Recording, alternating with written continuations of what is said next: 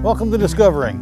Tonight, a rare look as thousands of monarch butterflies gather at Peninsula Point in preparation for their annual migration. Peninsula Point, on the end of the Stonington Peninsula, has been a place that monarchs have come for many years. And when the wind turns north, that's a signal that they're going to leave. And a look at the growing trend to buy farm fresh goods grown right here in the Upper Peninsula. We pick all the produce the day before we bring it to the market, so it's as fresh as it could possibly be. That's all tonight, so sit back, put your feet up. It's Monday night and time for Discovering. The secret streams that flow beneath the cliffs of colored stone. Forests thick and healthy with birch and pine and oak. Surrounded by the greatest lakes this world has ever known. The black bear's awesome presence as he roams the hills and fields. Call of the timber wolf, the loon's lonesome trill. The eagle soaring high above, the trout lies deep and still. These are what I treasure, the only way I measure feelings that I have for this fine land. There is so much to discover when you're a long-time lover of northern Michigan.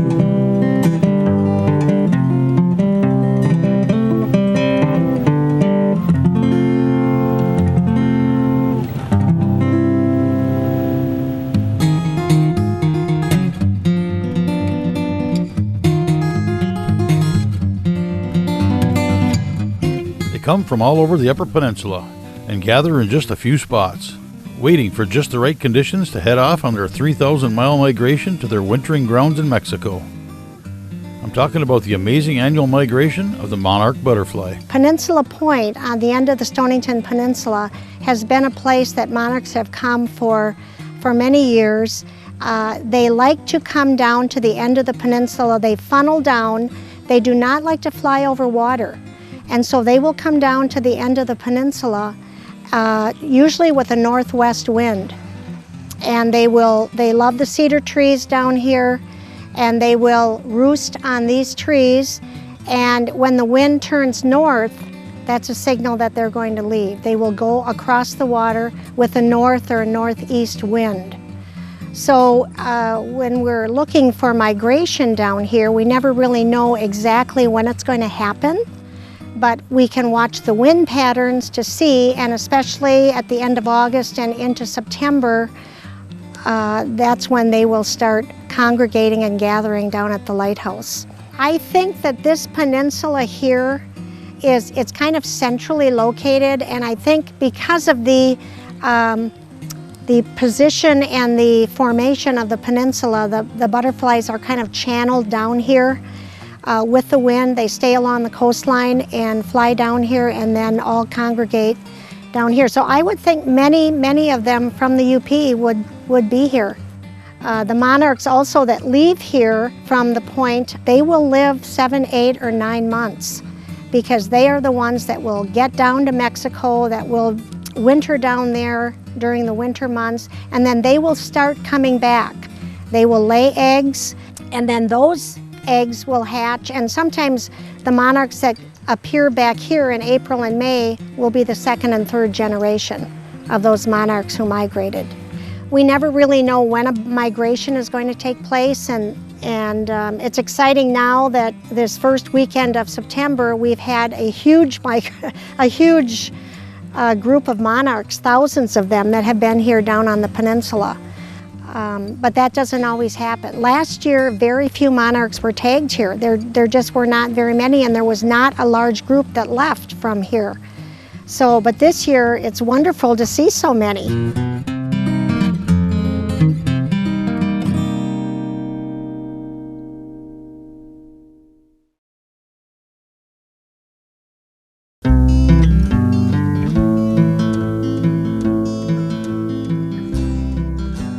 The monarchs that do not migrate live for 2 to 6 weeks, and during that time a female can lay hundreds of eggs.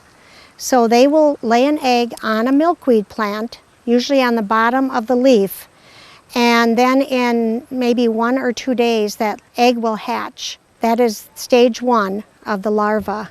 And the caterpillar will eat the eggshell. That's its first food. And then it just starts nibbling around the leaf. And then it goes to a stage 2, which has stripes. And it will shed its skin at various times during its lifetime. And then it goes to a stage 3, the antenna starts showing. And then a stage 4. And then the stage 5 is the last one. And by that time, it's getting to be, the antennae are long and curved. And it's a big fat caterpillar. And then it will start looking for a place to make the chrysalis. Once it finds a place, it makes a little silk button at the end of it, and it attaches itself to a twig or to the bottom of a leaf or something, and it will go into a J.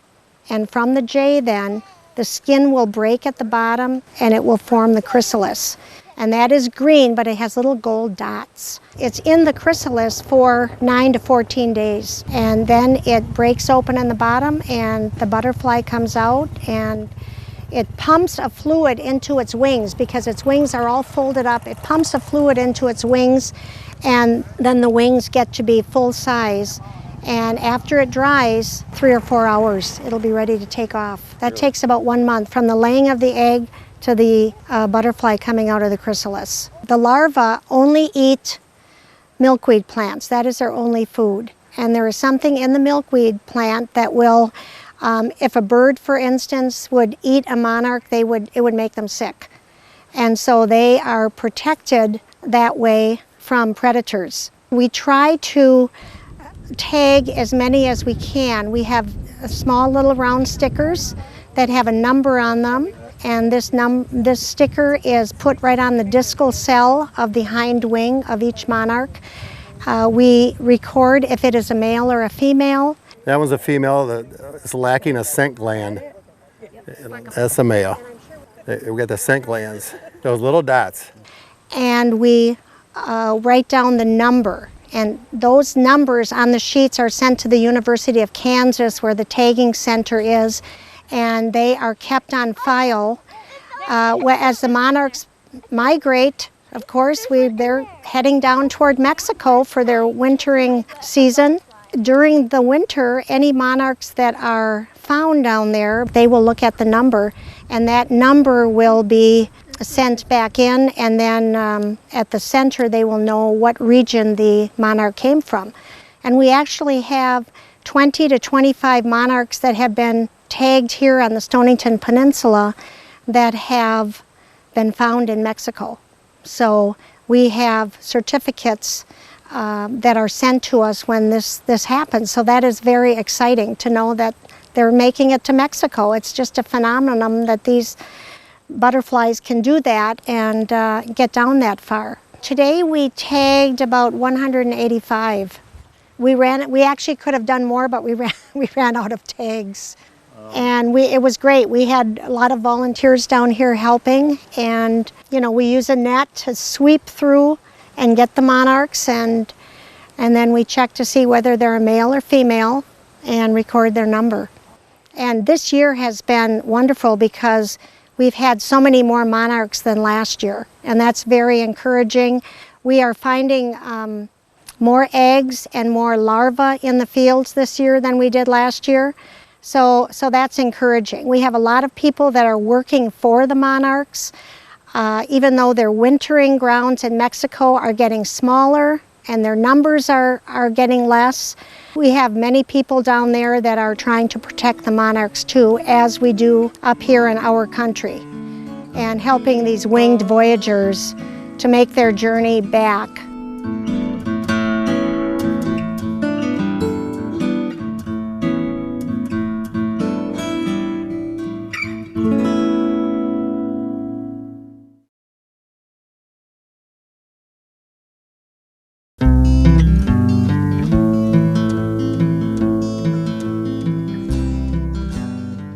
Farming in the Upper Peninsula can certainly be a challenge. Things like weather, soil types, and short growing seasons are all factors that can make it tough. But those same aspects that make it tough make it unique.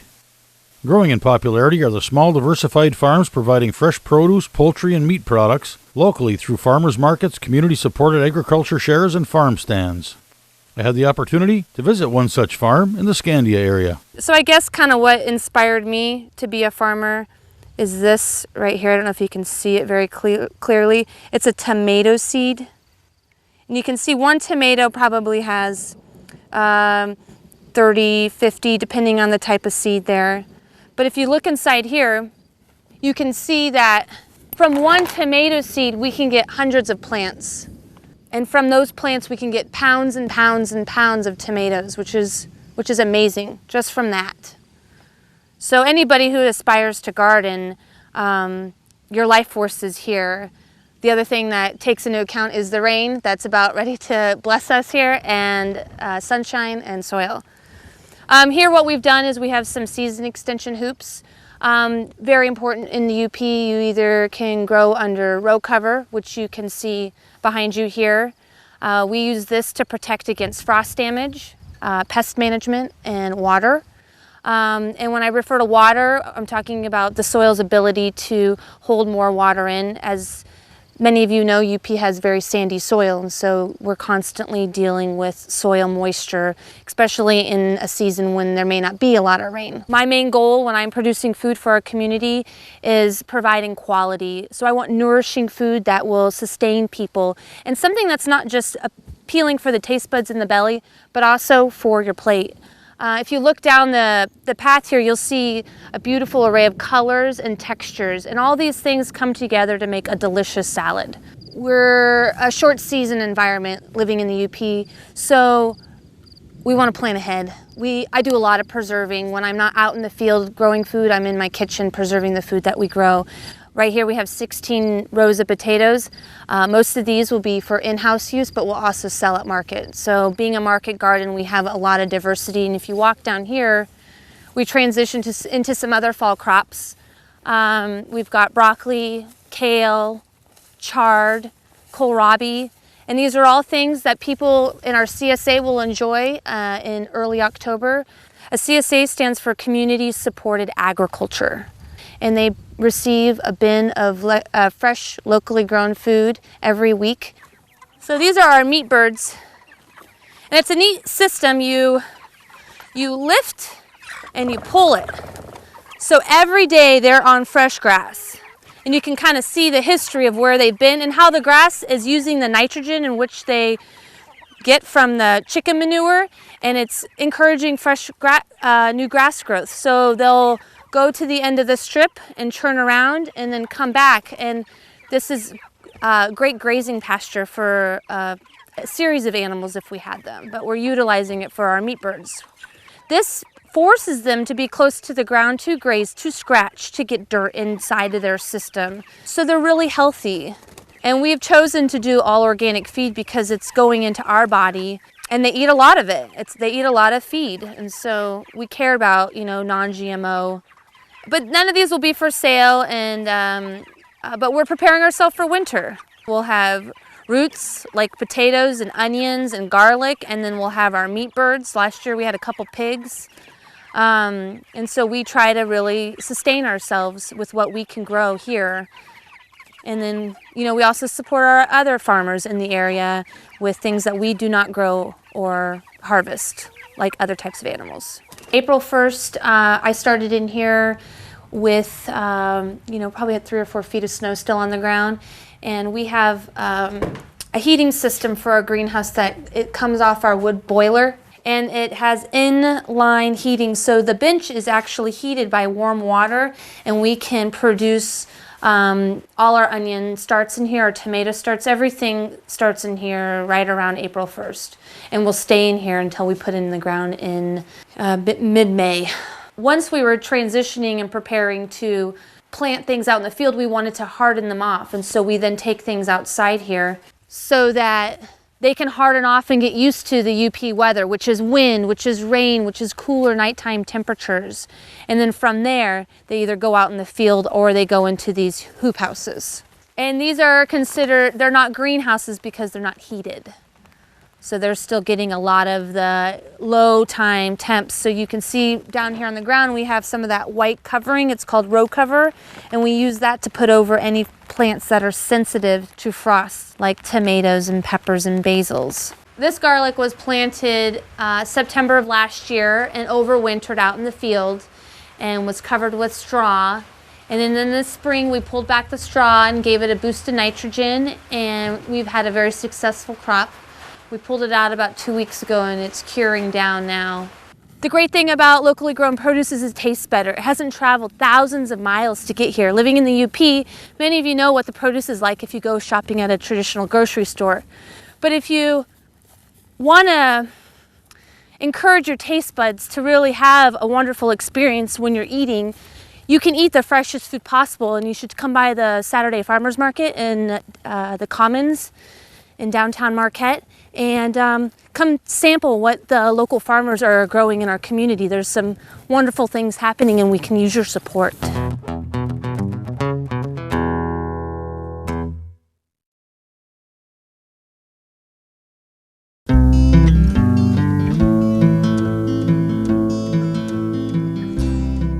Fresh Upper Peninsula produce can be found at farmers markets and roadside stands across the UP.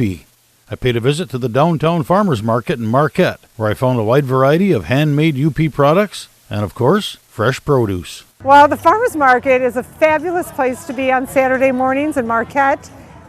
We've got 50 hardworking vendors, all independent business people that haul in all of their goods, set up shop, and we have a real festive, nice place to come get the freshest produce and other goods as well. Lots in season right now. Corn has been coming in, beautiful corn on the cob. Tomatoes, we wait all year for tomatoes, they're delicious. Lots of variety. You can still get the greens, kale and mixed salad greens, zucchini, all the root vegetables, carrots, kohlrabi, squashes. Honey has started to come in, and then we've got several with maple syrup. And meat, we have fabulous meat at the market. So think of us all the way through Christmas. Well, we're called Raymore Farm. We grow a wide variety of produce. We have honeybees, we do some maple syrup in the spring, and our farm is a little unique because we do a lot of our field work with draft horses and mules, which is really good for the environment. We like the idea of keeping things on the farm.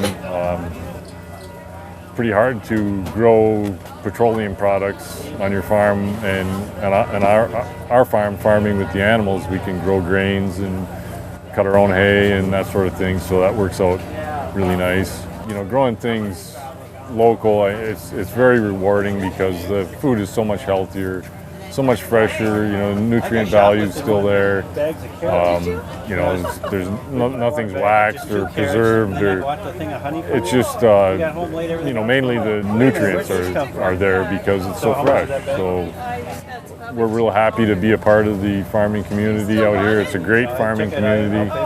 Lots of great farmers that like to help each other out and, you know, share knowledge and experiences. It's just a great place to be. Yeah, thank you. We are a small organic farm in Chocolate Township, and everything we do is beyond organic. One of our goals is to spread good food to the community. Everything that we do is all just 1 day old before you get it, and it keeps all the nutrients in the vegetable. We have pigs, chickens, and beef, and turkeys, which we sell for meat, and everything is on pasture and organic grain. We do our best to raise them all humanely. I'm Randy Buechler from Shady Grove Farm, UP in Gwinn, Michigan. We're here at the Marquette Farmers Market, and we're a certified naturally grown farm, which is a grassroots alternative to certified organic. It's financially achievable for most small farms. So what we're doing here is, you can see a lot of wool garments in the background. My wife has a business called Woolly Mama. We actually have a flock of wool sheep, and most of the garments are made from wool from our sheep. So she actually takes the wool from the sheep and dyes the wool using eco dyes and makes garments. So it's completely grown and made in the UP. Along with our certified naturally grown eggs, we use certified organic soy-free grain. And our chickens live outside. They're outside 365 days a year. And as well as our certified naturally grown produce and berries too. So we're a small operation. We do everything on less than 2 acres in a permaculture style setup, and continue to try to educate our community on the importance of local food produced with integrity. We've got a 5-acre farm, and we've got 2.5 acres of vegetables. We've got a 1/2 acre of cut flower production. We've got 6 passive hoop houses for season extension, so we can start planting earlier in the season. We've just added, as of last year, a large heated greenhouse that will hopefully be able to produce microgreens, strawberries. We're going to force lilies and stuff like that in there. And then in the ground of that greenhouse, we put 2 8,000-gallon tanks that we're going to raise yellow perch in.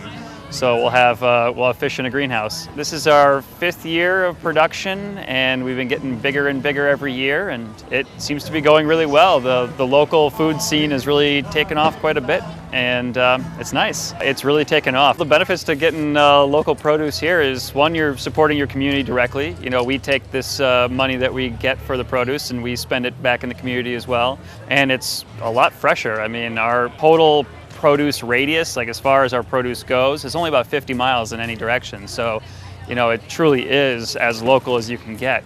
We pick all the produce the day before we bring it to the market, so it's as fresh as it could possibly be. It doesn't travel in the back of a truck. It's not pig green and ethylene ripened like a lot of vegetables are that come from, you know, other places. Because it is so fresh and travels such a short distance, it's really good for you. I mean, it's not past its prime. It'll last in your fridge a lot longer. So when you do buy something here, it'll be around a lot longer instead of just having it rot in your fridge because it's already a couple weeks old and traveled a couple thousand miles.